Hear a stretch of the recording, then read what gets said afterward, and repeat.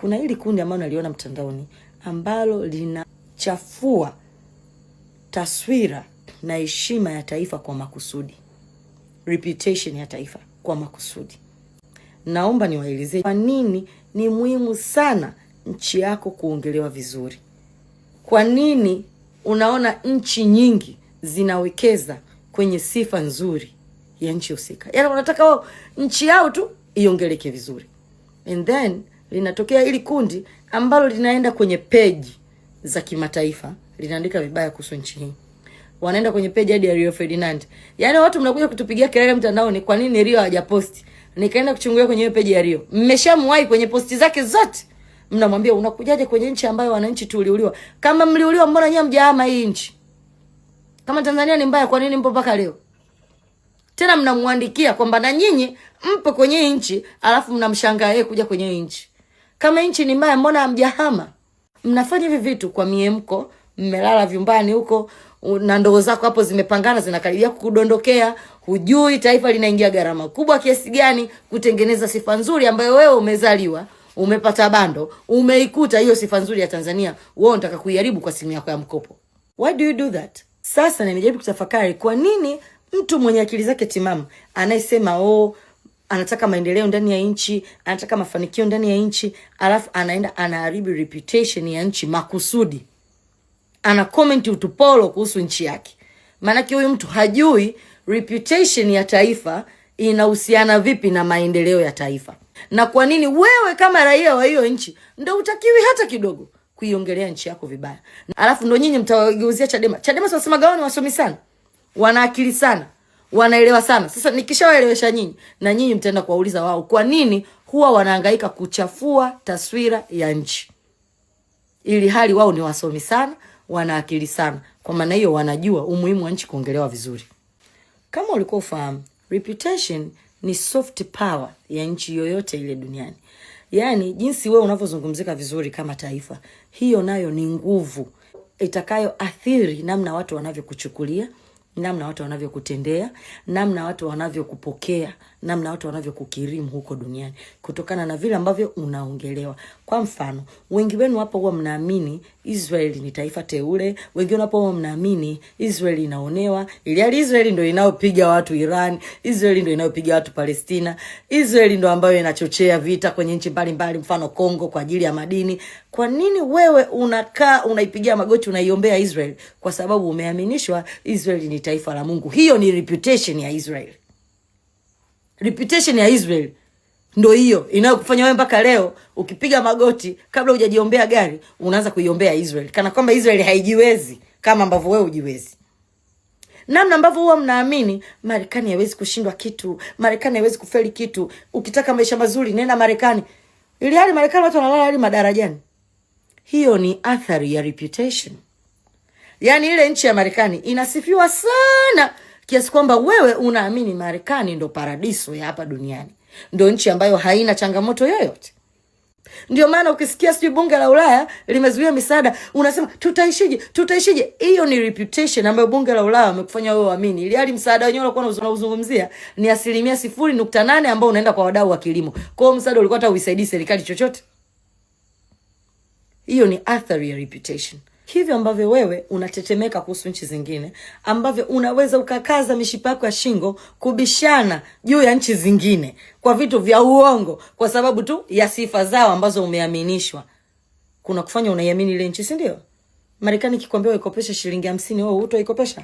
Utaikopesha kwa sababu unaamini Marekani wanaweza kukulipa. Meanwhile, Marekani ndio nchi inayoongoza kwa deni la taifa duniani. You see? Lakini kwenye reputation watu wengi mnaamini kwamba ile ndio nchi ambayo iko vizuri sana kiuchumi. Deni la taifa ile ambalo mnalitumia hapa kumbeza rais wenu kana kwamba ni msalaba mzito, Marekani ndio ipo kileleni pale kama Yanga. Na bado hamjai kusema Marekani inakufa kwa sababu ina deni kubwa la taifa. Umeona athari ya reputation? Reputation ni silaha na nguvu inayoathiri nchi itakavyotendewa, itakavyochukuliwa, itakavyofikiriwa na mataifa mengine kabla hata nchi hiyo haijatumia nguvu ya kijeshi. Na sasa ngoja nikupe faida za reputation kwa nchi yoyote ile duniani. Kwanza, reputation nzuri ya taifa itavutia wawekezaji. Kija kuwekeza kwenye nchi yenu, kwanza wanalipa kodi ya kuja kuwekeza na kufanya biashara, lakini pili watatoa ajira. Na wale wanaoajiriwa nao mkumbuke wanakatoga kodi ya pay as you earn. Si unaelewa? Kwa hiyo chain ya reputation kwenye uwekezaji tu tayari ina faida kubwa kwa kiasi kwenye pato la taifa. Pili, inavutia pia utalii. Watu wanakuja kutalii kwenye nchi yenu pale ambapo wanajua nchi yenu ina uhakika wa usalama. And then nyinyi mnaenda kwenye page ya Rio Ferdinand mnamwambia Rio, kwa nini umekuja kwenye nchi ambayo watu wanauliwa? Wewe kwenye ukoo wenu wameuliwa wangapi? Tatu, ni mikopo nafuu. Wewe ukiwa unajulikana ni masikini wa kutupwa, unapoenda kukopa hata Changamsha Damu anataka bondia nini? Wanataka vitu vyako vya ndani. Kwa nini unapewa mkopo mgumu hivyo? Kwa sababu wanakujua wewe ni maskini. Lakini unaona, ukiwa una status kako, viela vinasomaga miamala yako inaweza kuwa traced ikaonekana. Ukienda kukopa benki, unaona masharti tunayopewa benki, utaambiwa hela utalipata kwa miaka 15 kwa sababu bank wana reputation yako nzuri ya kiuchumi kiasi kwamba wanajua hela wewe una uwezo wa kuimudu. Masharti kwako yanakuwa nafuu. Na ndivyo hivyo kwa nchi ambayo ina reputation nzuri, maana kule tunapoenda kukopa wanakuwa wanahakika kuwa Tanzania hela wanaweza kuirudisha. Wako vizuri kiuchumi, ni nchi inayoendelea kiuchumi, inaendelea kukua, wana miradi ya kimaendeleo ambayo inaonyesha kwa uhakika uchumi utaendelea kukua, nchi ina amani, kwa hiyo biashara zao zitaendelea, hazitokuja kusimama, kwa hiyo wana uwezo wa kulipa deni letu bila masharti magumu. And there you go, na simu zenu za mkopo, hii nchi sipewe mikopo, hii nchi sitishiwe misaada. Kwani hiyo misaada naitegemea Samia? Hivi nyewe kwa akili yenu ndio tumesitishiwa misaada na mikopo? Samia ndo atakayekonda? Yaani mnaona ule mwili wake ule utapungua kisa nchi imesitishiwa mikopo? Seriously. Faida nyingine ni kupata washirika wazuri wa kimataifa. Mnaona China ambavyo imeweza kumuita Putin mezani, imeweza kumuita Trump mezani, inaita Iran mezani. Hivi vitu havitokei kwa bahati mbaya. Ni reputation ya China kwamba ile ni nchi yenye misimamo, inayojitegemea, haiyumbishwi kwa njaa. Nyinyi mnavoenda kuipressurize serikali yenu, yani serikali yenu ionekane dunia nzima kwamba inafanyaga maamuzi kisa chama fulani chenye wanachama 403,000 kimesema katika nchi ya watu milioni 60. Mnajua mnataka kudepict serikali yenu ni serikali ya aina gani? Serikali yenu inaenda kuonekana dhaifu, serikali sio kuwa na msimamo. Yani kama serikali yenu inaweza kuyumbishwa na chama chenye wanachama 403,000 na upuuzi, je, taifa kubwa kama Marekani likitaka kuipelekesha nchi yenu inawezekana? Inawezekana. Faida nyingine ya reputation ni kampuni kubwa kufungua matawi kwenye nchi yenu. Na kama tulivyosema kwenye wawekezaji, ndivyo hivyo vinavyoenda kwenye kampuni kubwa. Kampuni kama Coca, Pepsi, the reason wana matawi hapa ni kwa sababu nchi hii ilikuwa inaongelewa vizuri. Pale tu Kenya wafanyabiashara waliwekeza pale kwenye ile mall ya Westgate. Baada ya yale matukio ya magaidi, wafanyabiashara wote walikimbia Tanzania. And here you are, wale wafanyabiashara ambao walikimbia Kenya wamekuja Tanzania kwa sababu ya amani yenu, ndio nyinyi mnaojaribu kuwatisha mtandaoni kwa kucomment upuuzi mtandaoni. Mnataka na nyinyi mlielie njaa hadi mjipe vibarua vya kwenda kutetea haki za binadamu kwenye nchi za watu kama Wakenya wanavyokuja kwenu. Faida nyingine tena, nchi inapokuwa na reputation nzuri, inaipa nafasi nchi yenyewe ya kukua kupitia vipaji na wataalamu.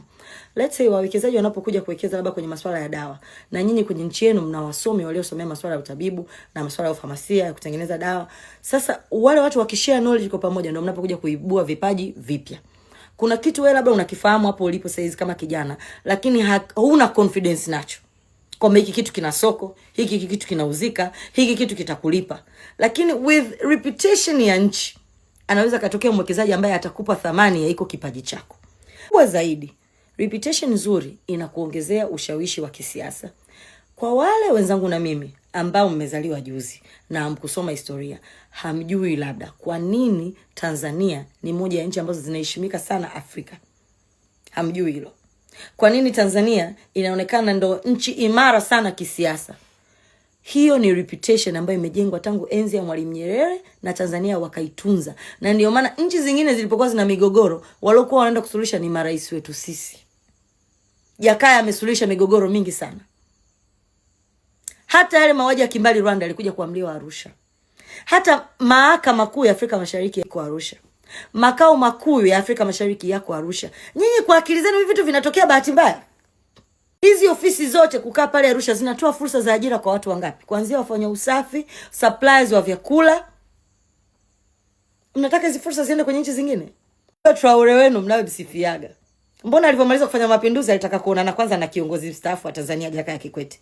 Au tuwakumbushe, reputation yetu sisi ndio iliyotuweka pale. Tunaonekana sisi ni nchi ambayo iko vizuri kisiasa, haiyumbishwi na makundi ya kisiasa, haiyumbishwi na migogoro ya kisiasa. Tuna transition nzuri za uchaguzi, na hivyo tunaweza kutegemewa hapa barani Afrika, na ndio maana sisi ni moja nchi kiongozi kwenye mfumo wa non-aligned movement.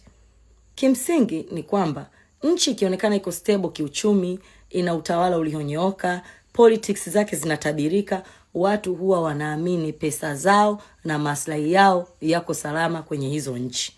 Sasa bahati iliyoje kwenu nyinyi kuzaliwa mkiwa mmekuta tayari nchi imeshatengenezwa kwenye hiyo reputation.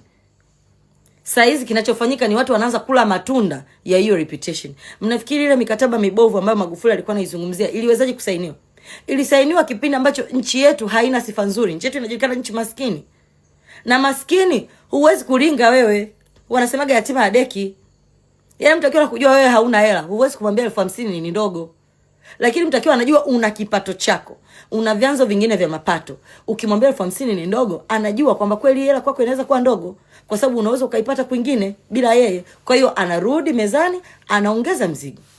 Sasa katika chakato ambayo tayari Magufuli katuvusha na wawekezaji wanaendelea kuja, katika mazingira kama hayo, nyinyi mnaamua mwanze kuatisha wawekezaji kwa mikono yenu. Naomba tuwaulize, hao wawekezaji wakishaondoka, hao watalii wakishakimbia, mnafikiria hivi vitu vingine vyote mnavifanyaje? Hiyo Tanzania yenu mnayotaka kuiona hiyo ya maendeleo, ya kila kitu bure, mtaifikiaje? Kwa sababu tuwaambiane ukweli jamani, kodi tu nyinyi hampendi kulipa. Nyinyi mkiona maafisa wa TRA mnafunga frame. Asilimia kubwa watu ambao wanalipa kodi kweli kweli, hawaikwepi, hawaikimbii, hawafungi frame, ni hao wawekezaji wenye biashara zao kubwa. Lakini wewe mwenzangu na mimi kwenye kiframe chako ukisikia afisa TRA anakuja unafunga frame. Wewe ukiombwa tu hela ya mlinzi shule anaosoma mwanao unalalamika, unalipa kodi wewe? Hauna kodi hiyo wewe. Hizo kodi wanalipa hao watu mnaotaka kuwatisha wasiwekeze kwenye nchi. Hivyo vipato ambavyo nchi hii vinasababisha mnapata hiyo elimu bure, huku walimu wanaendelea kulipwa mishahara yao, sio kama wafanyakazi wa Chadema makao makuu, vinapatikana kwenye hao watalii mnaotaka kuwatisha wasitembelee kwenye nchi. Shamba. Alafu mnataka tuwachekee Chadema ambao wameleta huu ugonjwa kwenye jamii. Kwa sababu awali kulikuwa nchi kama kuna changamoto za kisiasa, wanabishana wenyewe wanasiasa kwa wanasiasa. Juzi kati hapa nakuja kuona clip. Senator wa Marekani anasema eti Tanzania Wakristo wananyanyaswa kama Nigeria. Maria Sarungi ndo akaposti hiyo video tena kwa kuongea kitu kama hicho, kwamba kweli Wakristo Tanzania wananyanyaswa. Walizuiwa hata kutamba Christmas. Sisi tulioko ndani tunajua Christmas wale walitangaza maandamano na serikali yetu haikuzuia watu kuadhimisha sikukuu ya Christmas. Maria Sarungi amewaaminisha wazungu huko, na wazungu wanajadili kwenye seneti yao namna ya kuja kuwasaidia Wakristo. Mnaonewa Tanzania hadi mlizuia kusherehekea sikukuu ya Christmas. Hivi mnafikiri ilikuwaje mpaka tukaaminishwa binadamu wote wa Kiafrika asili yetu ilikuwa ni nyani? Ni kwa sababu Afrika kwa muda huo mlikuwa mwezi kuandika historia yenu wenyewe. Ilikuwaje tukaaminishwa kwenye vita zote za ukombozi ambazo zilikuwa zinatangulia, wale wa viongozi wetu walikuwa wenda wazimu? Kwa sababu bado wale wazee waliopigana ile vita hawajasimulia upande wao wa hadithi. Na siku zote Masai ni shujaa mbele ya simba asiyeweza kuzungumza. Siku ambayo simba atasimulia kala wa Masai wangapi, ndio siku ambayo mtajua kama Masai yuko strong au simba ndio yuko strong. Upuuzi ambao mnauentertain mtandaoni, mnaoongea kuhusu nchi yenu, ndio ambao utakuja kuandikwa juu ya taifa lenu. Kwa sababu ukweli mnaujua hamumuandiki. Wanaojua ukweli wananyamaza, wasiojua ni wanaoropoka. Mmeona Venezuela walikuwa wanatumwa wakaandike kuhusu Maduro. Maduro kaondoka. Serikali ya Maduro imepinduliwa, imeondolewa madarakani. Makamu sikabaki. Mwanasheria mkuu si yule yule. Mapolisi si wale wale. Walimu si wale wale. Nyinyi mnafikiria watu kweli wao wanajali kuhusu mateso yenu nyinyi? Hivi hata mnaendaga kweli kutembelea vituo vya kihistoria nyinyi muone wazungu waliwafanya nini watumwa? ili mjue jinsi gani wazungu hawawapendi hata kidogo. Nendeni hata Zanzibar pale kwenye kanisa lile. Pale Zanzibar kwenye kanisa chini yake kuna maandaki walikuwa wanahifadhiwa watumwa. Ukayaone yale maandaki yalivyokuwa na kitobo kidogo, alafu walikuwa wanakaa watumwa mpaka 800 mle. Wanawake kwa wanaume. Ambapo walikuwa wanajisaidia mle, wanaokufa wanakufa mle, wanakanyagana mle, na kila mtu anajaribu tu kusurvive ili akatumikishwe kwenye nchi ya watu wengine. Ndio hao watu ambao nyinyi mnawafikiria suddenly wanawapenda sana. I say, mnatia aibu.